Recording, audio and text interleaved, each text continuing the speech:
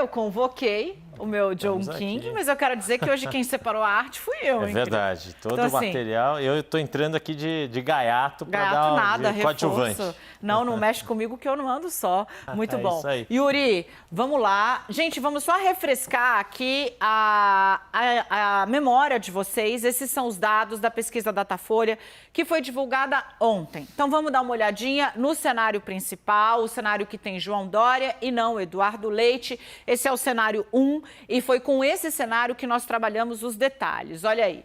Aqui no Datafolha, no geral, você viu aqui a pesquisa estimulada, ou seja, o eleitor recebe os nomes dos candidatos.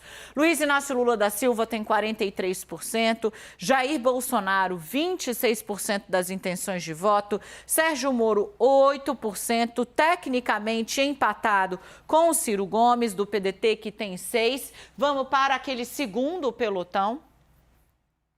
Você tem João Dória, do PSDB, nessa posição que foi até alvo de chacota, né, do PT ontem. Eu contei para vocês ao vivo a repercussão, 2%, empatado com André Janones, do Avante, que é um fenômeno de redes sociais. Você tem Vera Lúcia, do PSTU, e Simone Tebet, ambas com 1% das intenções de voto. E vem mais, pré-candidato. Esse é o momento em que fica realmente cheio. Você tem Luiz Felipe Dávila, do Novo, Leonardo Péricles, ele faz 1%. Tudo bem? A partir daqui, Péricles não pontua. E aí, brancos e nulos ou nenhum desses candidatos, 6%, não sabem, 2%. É com esse cenário macro que a gente vai começar a trazer os detalhes para vocês agora, começando por regiões. Vamos bater um papo aqui sobre como está a disputa, começando pela região mais populosa. Yuri, antes da gente seguir, muito rapidinho, explica para quem está em casa por que a região sudeste é por onde a gente parte. Ela é onde estão os maiores colégios eleitorais do Brasil. É isso, a gente até fez essa menção ontem, vale refrescar.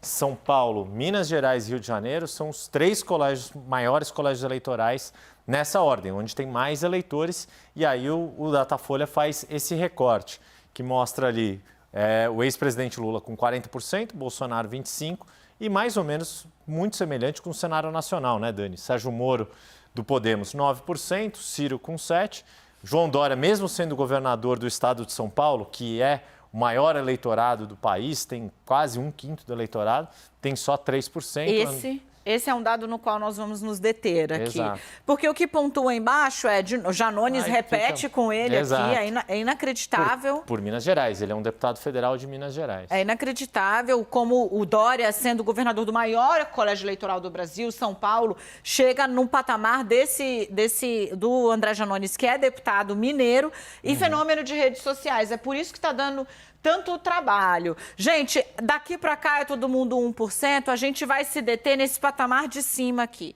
Dória, a gente já falou, esse é um dos problemas. Se ele tivesse na região sudeste, onde ele está mais próximo, é mais conhecido, uma pontuação maior do que essa, ele não estava vivendo um inferno tão grande no PSDB. Isso ia ter um reflexo na nacional, ele ia ter um desempenho um pouco melhor. Para citar um exemplo rápido, Dani, foi, por exemplo, o que aconteceu em 2018 com o Geraldo Alckmin, que saiu razoavelmente bem avaliado daqui do governo de São Paulo. Mesmo José Serra, quando foi governador em 2010, saiu candidato, sai de um patamar mais alto porque consegue ter o seu eleitorado de São Paulo mais forte. Se você tem 20% dos votos em São Paulo, você tem 6% na pesquisa nacional.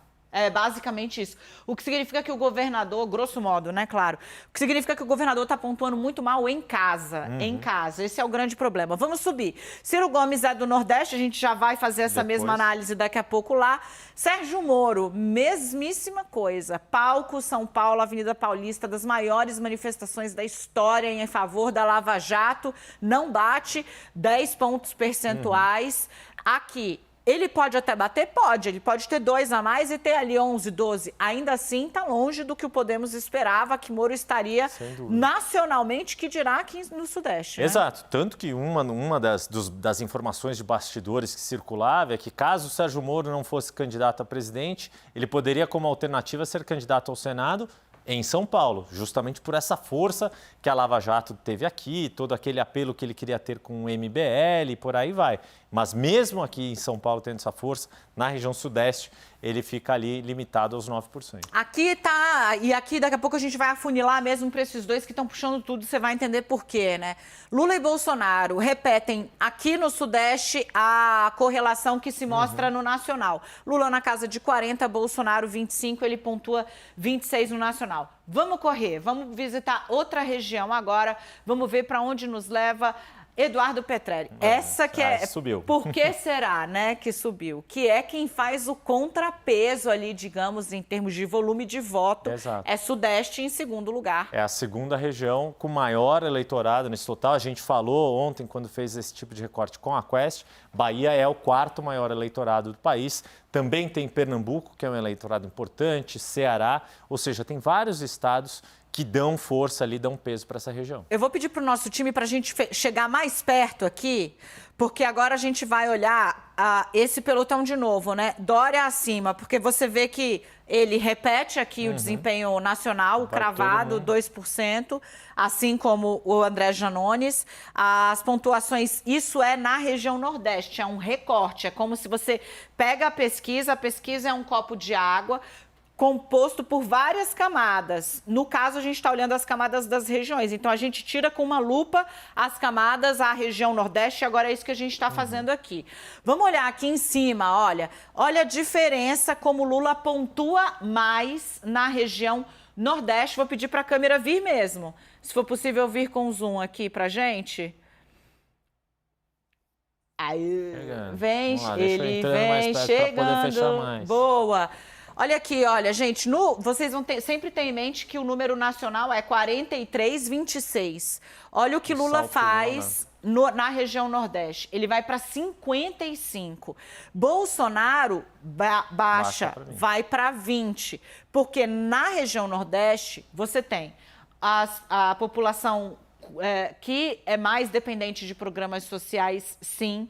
Você tem gente que sofre muito com qualquer oscilação da inflação e uma memória muito forte do que foram os programas sociais na era petista. Exato. Tanto que o Nordeste, se dependesse do Nordeste, não tinha tido oscilação presidencial, né? Haddad teve vitória lá, acho que foi a única região que ele levou.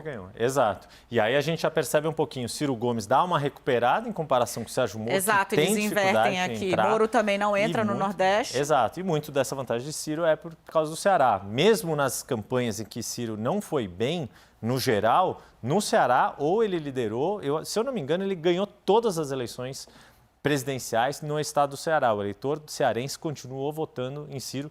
Na última ele ganhou e mesmo nas anteriores, que ele não foi tão bem, ele conseguiu ganhar. E muito dessa vantagem do Lula, Dani, tem a ver, claro, com o Bolsa Família, e não por acaso o governo federal agora, o presidente Jair Bolsonaro, vem com o Auxílio Brasil para tentar minar isso, mas não é só o Bolsa Família, isso é importante. Muitos dos outros programas vinham associados, como Luz para Todos, programa de cisternas, que é uma questão. Tinha várias cidades na região Nordeste que não tinha luz, gente. Exato. E um grande projeto que é motivo de disputa entre o governo Bolsonaro e o PT, transposição do Rio São Francisco, que pega quase todos os estados do Nordeste. Vamos acelerar, senão a gente não consegue mostrar tudo. Vamos para onde agora? Aqui é outro lugar que eu chamo a atenção para vocês. Norte e Centro-Oeste. O Datafolha transformou tudo, contou junto. Cada uma tem 8% mais ou menos do eleitorado, aí soma, dá 16%, que vai ser mais ou menos equivalente à região Sul. Foca de novo aqui nessa correlação de forças, como ela muda, né? Porque você tem no Centro-Oeste o agro, você tem também na Zona Norte, na região Norte. Bolsonaro foi muito bem em 2018. E aí, aquela diferença entre Lula e Bolsonaro, que era de quase 20 pontos, ou de mais de 20 pontos no Nordeste, aqui, ó, emparelha. E como a margem, você está olhando um extrato menor do eleitorado, a margem de erro cresce. O que significa que, basicamente, eles estão praticamente empatados nessa faixa do país. É exatamente isso. Isso é o mais importante, que nessa diferença, embora seja 8 pontos, você fala, nossa, é bastante, mas como é um segmento menor, a margem de erro cresce, é possível sim se falar que há praticamente um empate entre eles. Aqui a gente está falando essencialmente agronegócio. Exato. Muito das questões relacionadas ao ambiente, que é um motivo de crítica no presidente Jair Bolsonaro, mas que encontra apelo no eleitorado dessa região. E aí, por isso que acaba tendo esse emparelhamento dos dois. Moro não pontua melhor aqui entre esse grupo que poderia ser considerado conservador? Vamos girar. para ver o que acontece na seara dele, né? Porque região sul. aqui é o campo do cara. Agora a gente está olhando a região sul. Ele não bate Não avança. 10%, ele não entra acima ali de 2 dígitos. Você pode colocar os 2 pontos percentuais para mais ou mais, porque você está olhando um extrato menor, mas mesmo assim pontua pouco para quem está jogando em casa. E no sul, Bolsonaro é muito forte. Tanto que a diferença que havia ficado ali para coisa de 8, aqui é a mesma coisa, ela é menor ainda, ela vem para 6 entre Lula e Bolsonaro. Aí aqui é empate de fato, né? E de novo, também uma região, principalmente Rio Grande do Sul, tem muita força de agronegócio, Paraná também. É muito provável, Dani, o que acho que é importante a gente ressaltar, apesar de o Moro não conseguir passar dos 2 dígitos, mas ele distancia de Ciro Gomes, ainda que possa ter um empate, mas é provável, a probabilidade é de que aqui Sérgio Moro tenha um desempenho melhor do que nas outras regiões, mas ainda assim abaixo dos 2 principais. Deixa eu só vir aqui para o seu ladinho, Vamos lá. porque aí eu acho que a gente precisa... Qual é o balanço regional aqui disso que a gente trouxe para vocês? Essa região aqui, o Nordeste, muito difícil Lula perder a frente que ele tem. Pode até reduzir, mas perder a frente que ele tem, que é muito ampla, não. Essa região aqui, Bolsonaro tende a subir durante a campanha. Vai ter mais do que tem agora. Aqui, na região norte e centro-oeste, também Bolsonaro tende a crescer. Principalmente centro-oeste. O pêndulo da eleição está aqui na região sudeste. A gente vale vai lembrar, Dani, rapidinho, né, que Rio de Janeiro é uma região forte para Bolsonaro. É o berço Bolsonaro do bolsonarismo. Mantém, exato, é onde ele tem o seu núcleo político e consegue recuperar bem. O grande desafio é Minas e São Paulo. São Paulo.